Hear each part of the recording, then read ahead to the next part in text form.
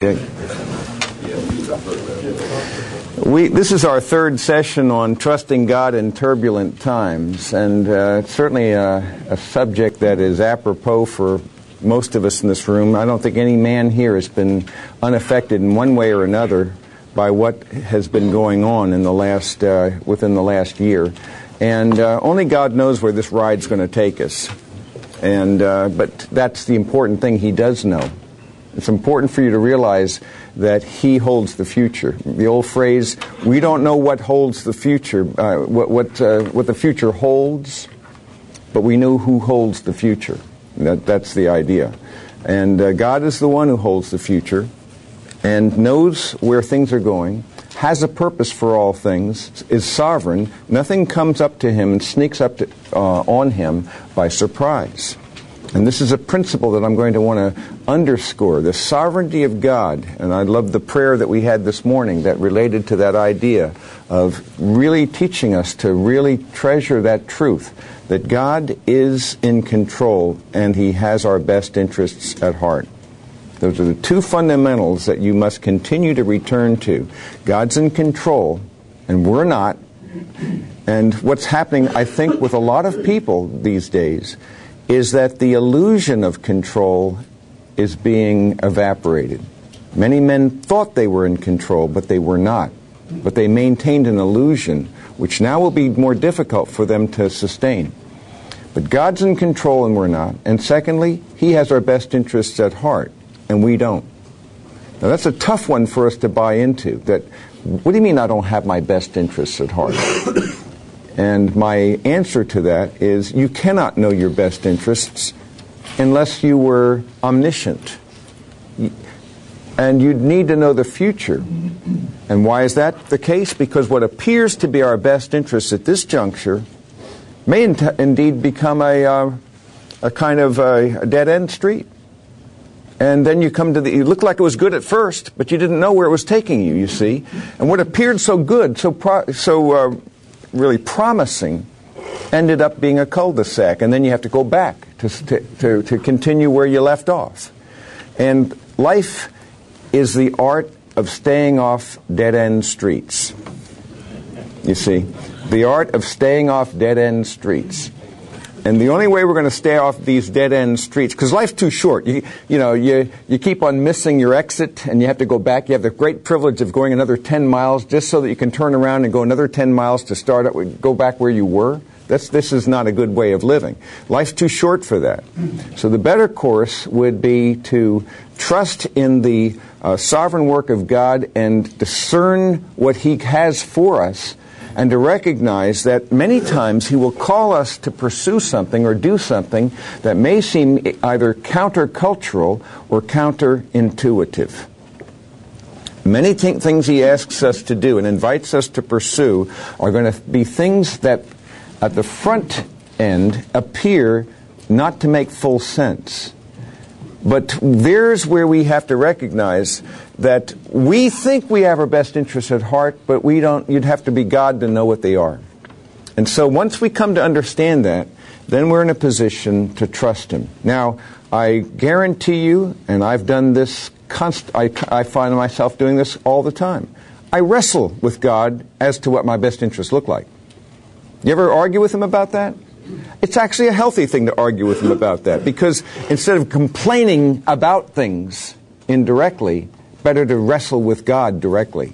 That's what Job did, and that's what the psalmists did. They'd wrestle with God. Asaph in Psalm 73 says, my feet had almost slipped when I considered that the righteous do not seem to flourish and the unrighteous seem to. And so he wrestles with God, and he seeks to gain insight from that experience, that perception of the inequity in this world. It seems to be a world that doesn't make sense morally, and yet Asaph wrestles with God about this matter. It is a good thing for us to be very, very open with our emotions and our fears and our concerns. In fact, it'd be insane not to, because after all, He already knows them. There's no way you can cover yourself up or your concerns. To put on some kind of a pious patter and say, "Oh God," that is not going to impress Him very much. The better course is to be very brutally honest with your emotions, with your concerns, with your fears. But then, and here's the thing, is to offer them up to God. One of the things I love about the psalmists, there are a variety of structures of psalms. Two of those several kinds of psalms are psalms of individual lament and psalms of corporate lament. Both an individual and a corporate lament psalm contain certain features. Often they will come up with a particular statement about maybe a word about God, but then affirmative word about God, but then they'll talk about their circumstances. Often they'll begin with their circumstances and cry out, where are you? How long, O Lord? And they will explore that. And then what the psalmist will do, we'll have a brief section where he begins to reflect upon the goodness of God, His work in the past, His attributes. So they'll think about His works and His ways, you see. And they'll reflect upon the attributes of God and remember God's history with His people, that He hasn't let them down really. That the only time that they've been let down is by themselves. And then once he gets that perspective, what's significant is then the psalmist will end with thanksgiving. And the significant thing is his circumstances didn't get any better, but his perspective did. And that's what makes the difference.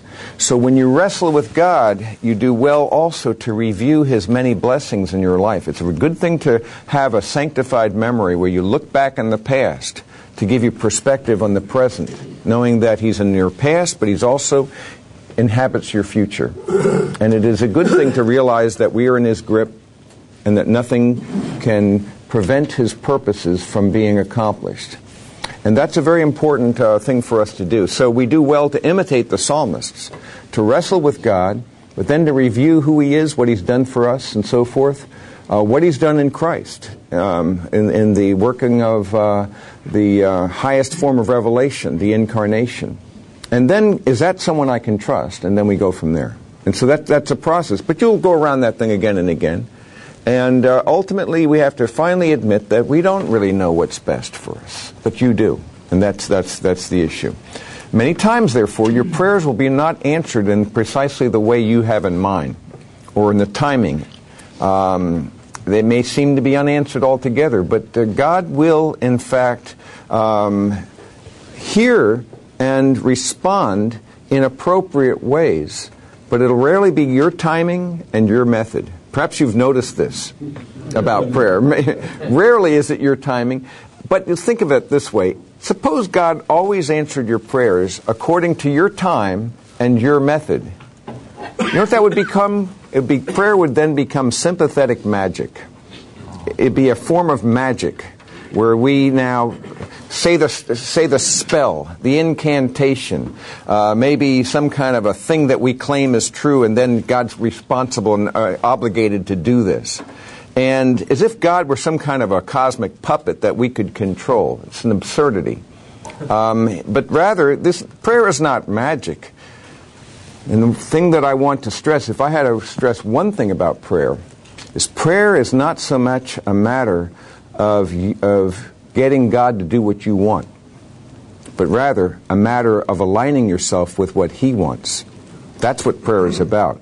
Prayer is a matter of discernment and openness to the will of God, and to ask the Father to show us, what would you have me to be and to do in this day? And this is why it's a matter of not trying to get God to do my will, but to beginning to turn myself around so that I'm willing to do His will. And that's what it comes. It's a change of perspective. True prayer changes your point of view, changes your perspective, gives you insight, and gives you a sense of hope and purpose in this world, so that you can move in this world with poise and purpose and peace, as Jesus did, in spite of the circumstances around you. Now, Jesus knew what it was to be rejected, to be betrayed, to be misunderstood, to have threats of death. In fact, the life of Jesus was a good deal more painful than our lives will ever be, when you think about the opposition that He encountered. And yet I see Jesus, and if you read the Gospels, you find He's never in a hurry. He's never fearful. that he is always trusting God because he allows the Father to define him and give him his